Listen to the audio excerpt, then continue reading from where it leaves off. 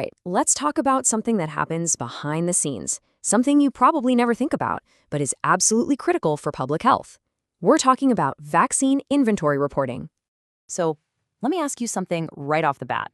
What if one tiny typo, just one little mistake made at the end of a long shift, could actually cause a public vaccine shortage? Sounds crazy, right?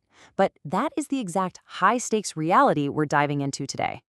So, what's at the heart of this problem? Well, it's what you could call the daily data grind. It's all that hidden manual work that has to get done just to keep public health systems compliant. Okay, so here's the deal. Every day, people in pharmacies and public health offices have to report their vaccine data.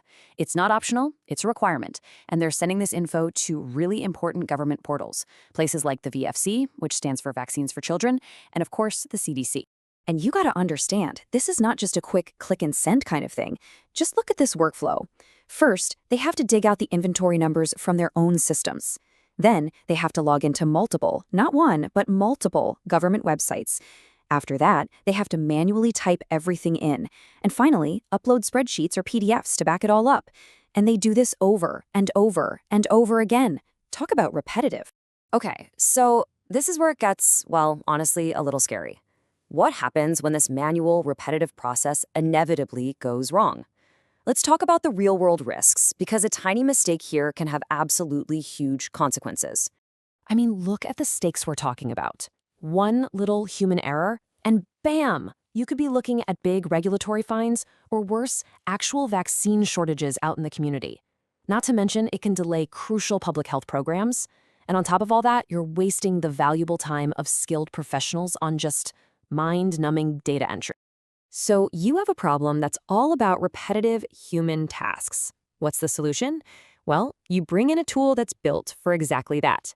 Let's talk about automation, specifically a technology called robotic process automation. You'll probably hear it called RPA. So what is RPA? In simple terms, it's software that you can teach to mimic human actions on a computer.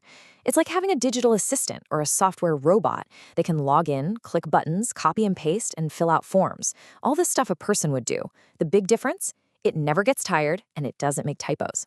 And when you put the two side by side, wow, it's really a night and day difference. You've got the old manual way, which is just full of potential errors, takes forever, and is a huge compliance headache.